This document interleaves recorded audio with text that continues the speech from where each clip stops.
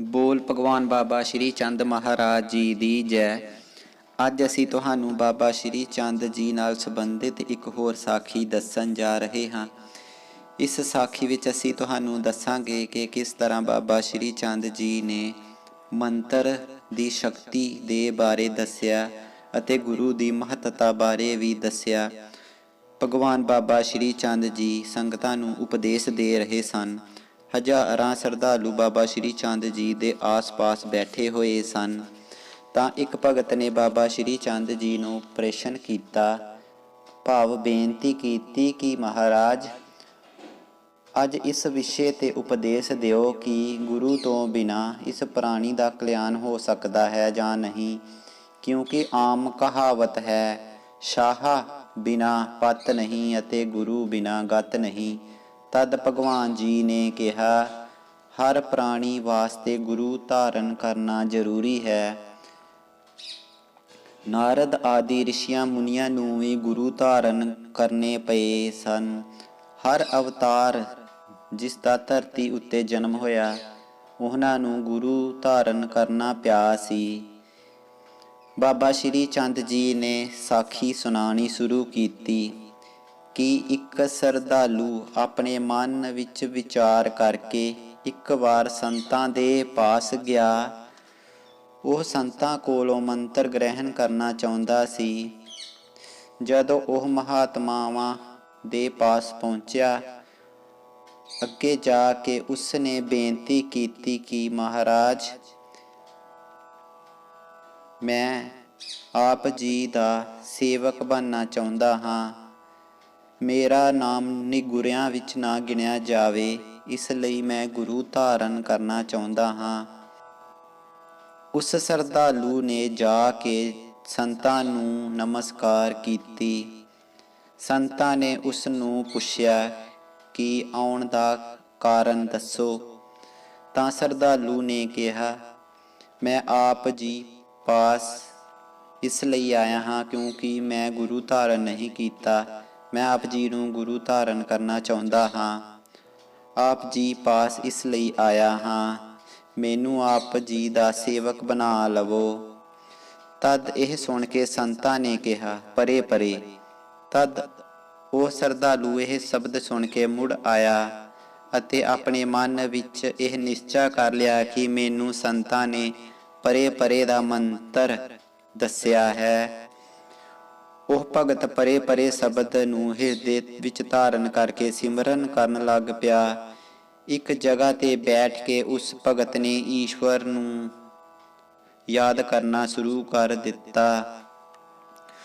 ਉਸ ਦਾ ਪੂਰਨ ਭਰੋਸਾ ਦੇਖ ਕੇ ਭਗਵਾਨ ਜੀ ਖੁਸ਼ ਹੋ ਗਏ ਅਤੇ ਆਕਾਸ਼ ਬਾਣੀ ਰਾਹੀਂ ਉਸ ਭਗਤ ਨੂੰ ਕਿਹਾ ਕਿ ਤੈਨੂੰ ਕਿਸ ਚੀਜ਼ ਦੀ ਲੋੜ ਹੈ, ਮੰਗ ਲੈ।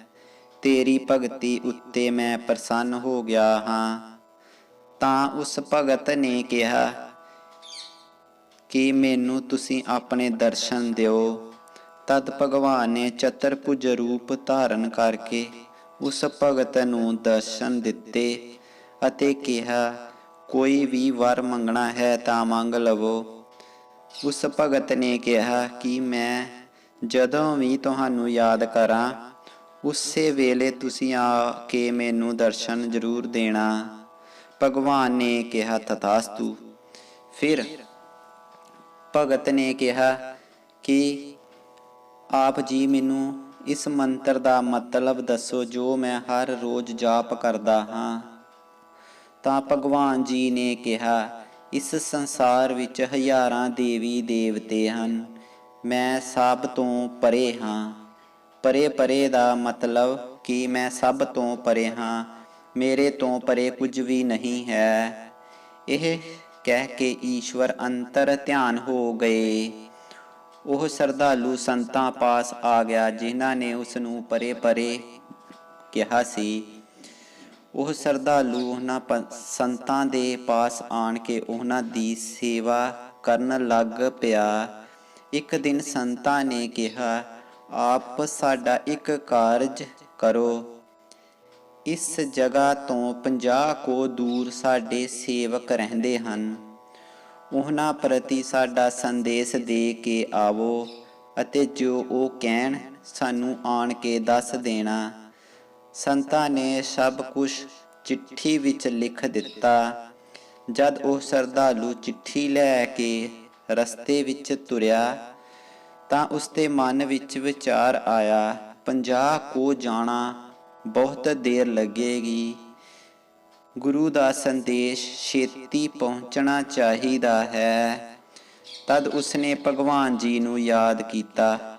ਭਗਵਾਨ ਜੀ ਪ੍ਰਗਟ ਹੋ ਗਏ। ਭਗਵਾਨ ਨੇ ਕਿਹਾ, ਦੱਸੋ ਕੀ ਇੱਛਾ ਹੈ ਤੁਹਾਡੀ?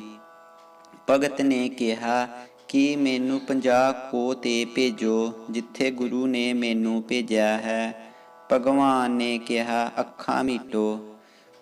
ਸੇਵਕ ਨੇ ਅੱਖਾਂ ਬੰਦ ਕੀਤੀਆਂ। ਜਦੋਂ ਅੱਖਾਂ ਖੋਲੀਆਂ ਤਾਂ ਉਹ ਉਸ ਟਿਕਾਣੇ ਉੱਤੇ ਪਹੁੰਚ ਚੁੱਕਾ ਸੀ ਜਿੱਥੇ ਉਸਨੇ ਜਾਣਾ ਸੀ। ਇਹ ਦੇਖ ਕੇ ਉਹ ਬਹੁਤ ਜ਼ਿਆਦਾ ਪ੍ਰਸੰਨ ਹੋਇਆ। ਉਹ ਸੇਵਕ ਉਹਨਾਂ ਸੇਵਕਾਂ ਦੇ ਪਾਸ ਪਹੁੰਚ ਗਿਆ ਜਿੱਥੇ ਗੁਰੂ ਨੇ ਭੇਜਿਆ ਸੀ।